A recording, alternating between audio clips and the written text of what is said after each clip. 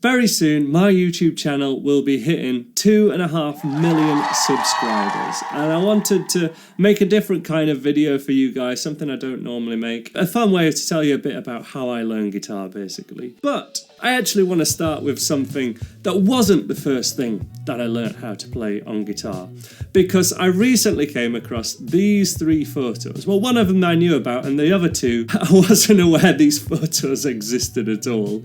And from the poses that I'm doing and from me rolling around on the floor as I clearly am, I think this is just after watching Marty McFly play Johnny B. Goode in Back to the Future.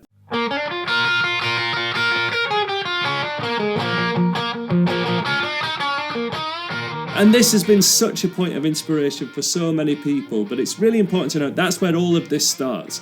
None of this, like playing chords and wanting to strum a guitar, starts at all without that want to do it, without a kind of need to do it. As I say, I'm rolling about the floor on these photos just because I'm having fun, because that's what it looks like guitar playing is. Just fun. It is also the reason that I created this video, which is how to play Johnny B. Goode with one finger, because I know how inspiring that song can be. But the first thing that I remember actually playing on the instrument was in school lessons. So I had a nylon string guitar, which I think was a hand-me-down from my brother. Everyone had one of those guitars, right? They were just given out with cornflakes in the 80s, there must have been. The only thing that I remember from those lessons was playing thumb cha-cha on a D chord, which I can now do reasonably well. At the time, 1, I couldn't do that at all, and 2, I couldn't see how going thumb cha cha was going to get me to play like Marty McFly. It just seemed like the opposite side of the world musically. And not too long after that, my older brother, who's in a band, played guitar, and he showed me how to play a C chord, and again, really struggled. I'm like age 9 at this point, like tried learning at school, age 9, and just not happening at all. But the same year, he gave me his old computer, which was an Amiga Commodore. What that enabled me to do, from him showing me a few things, it got me used to sequences. Now, guitarists aren't generally into this, but I cannot overstate just how much MIDI sequences, and just sequences in general, helped me to learn music as a way just to think about and just to get ideas down on the page and then hear them back. You know, this got my ear way beyond what my fingers were capable of on any instrument. The one song I remember from that time, just to give you an example, I think I must have been 10 at this point, because I think the song in question is Firestarter by The Prodigy. You know, boom, din, din, din, din, din, din, boom. I actually made that in MIDI with an Amiga Commodore on a bit of software called Octamed. And that was my ear training, guys. That was my ear training. So much so that when I came to actually play anything on guitar, I was actually finding things on guitar that I already knew how they went. And I could, you know, just from kind of thinking of finding a major scale, finding the notes of a riff, that's what I did. And the first thing I remember playing on my first guitar, which wasn't a hand-me-down, was when I was 13. And this was Sing by Travis. I still have that first guitar as well. And the reason this is so important, I think it got me used to, I think I had to borrow a capo from a friend of mine. I think it's capo 2nd fret. And the capo made it a lot easier to play chords. And then, as far as I remember, the kind of melody goes...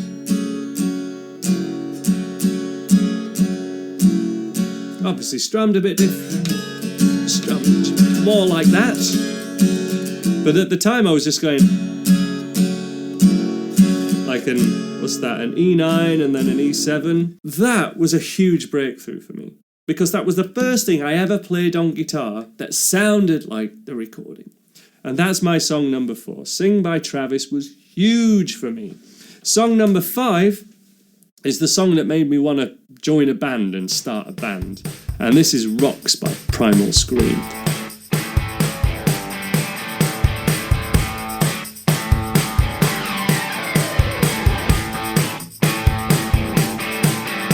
And it had basically a quality riff, you know.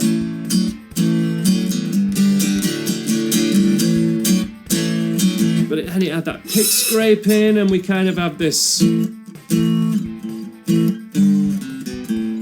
second guitar part. And when I listened to that on headphones, that blew my mind. These 2 guitar parts that were kind of working against each other but complementing each other, playing kind of the same chords but different riff. Really, really huge breakthrough, and as I say, made me want to join a band, start a band, so I ended up joining a band when I was 15. Then we get to 2003 and I have to pull out the electric guitar for this one because in summer of 2003 The Darkness became a thing. I happened to catch them live on, what's it called, Jules Holland. They did a performance on Jules Holland which absolutely blew my mind, and all this classic rock music which was 30 years old, they were a new band but they were doing it, and I'd found that all that classic rock stuff I'm playing with power chords, it works. I could learn all their riffs and learn their songs, so you know, this kind of thing.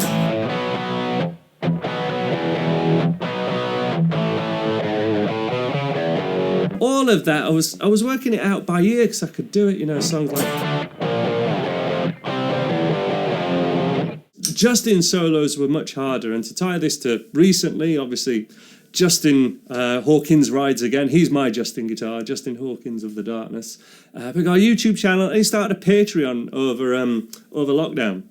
When I could finally learn his solo right, because everyone tabs, I believe, in a thing called Love Wrong, and I learnt it wrong too. I believe the way it's tabbed is kind of... So the fast solo at the end is like... It's always tabbed a bit like that, but from watching his Patreon, it's loads easier than that. It's all done with kind of...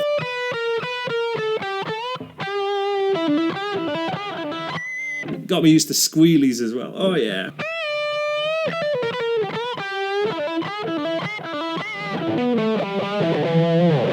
So that sort of thing, that's kind of ties it together with what I learnt at the time and what you end up mastering later. On a similar note, I also played Hallelujah, the Jeff Buckley version, at an open mic night. Just, that taught me like the emotion of performing, I think. Kind of, you know, we all know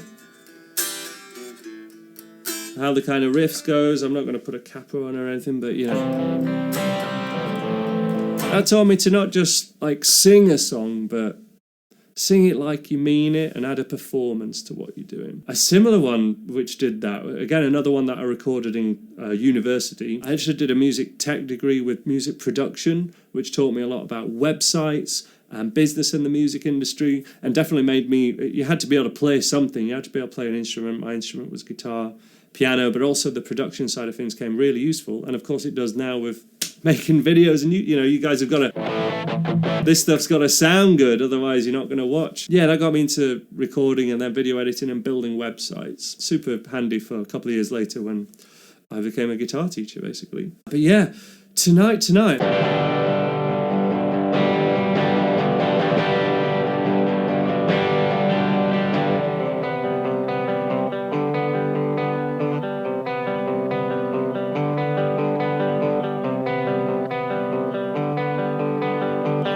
So this is Tonight by the Smashing Pumpkins, and when we recorded this at university, everybody struggled with that picking part. Now we could all play it a bit, but when you're recording, it's kind of got to sound perfect, and you're trying to do as much as you can, you know, in one take, so you can play it live, and it doesn't sound too... It's really bad to record guitars but rely too much on copying and pasting one good take, you know what I mean? You want to try and get as much of a good take as possible. And this was one that kind of made me focus on more on those details.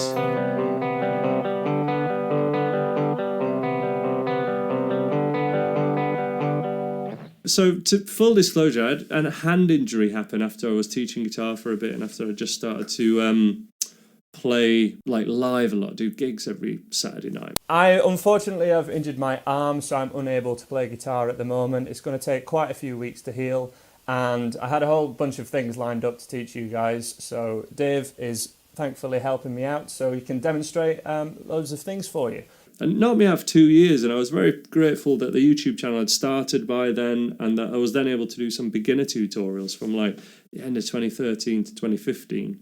And when I came back to playing again, all the twiddly-widdly stuff I had to be really careful with because I might set my injury off again. But it made me go more into kind of fingerstyle playing. It's a really important note to...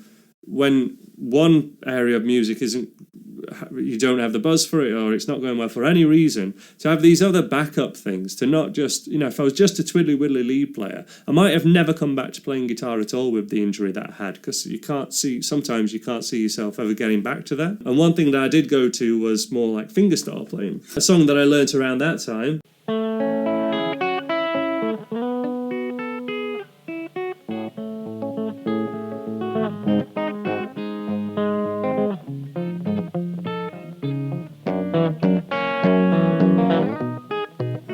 Yeah, that kind of thing, this kind of bum cha. And the thing about these chords is they really help to strengthen my hand. That's not a song I've played recently at all, but for a good 5 years, that was like a piece that was like essential for me to go, kind of to prove myself so that I can do this, So that was really big.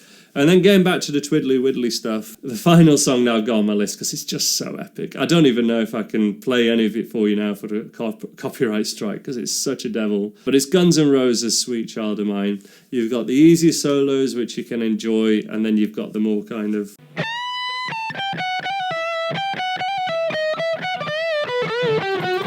So you got the big solo at the end there, but later on, let me see how I do.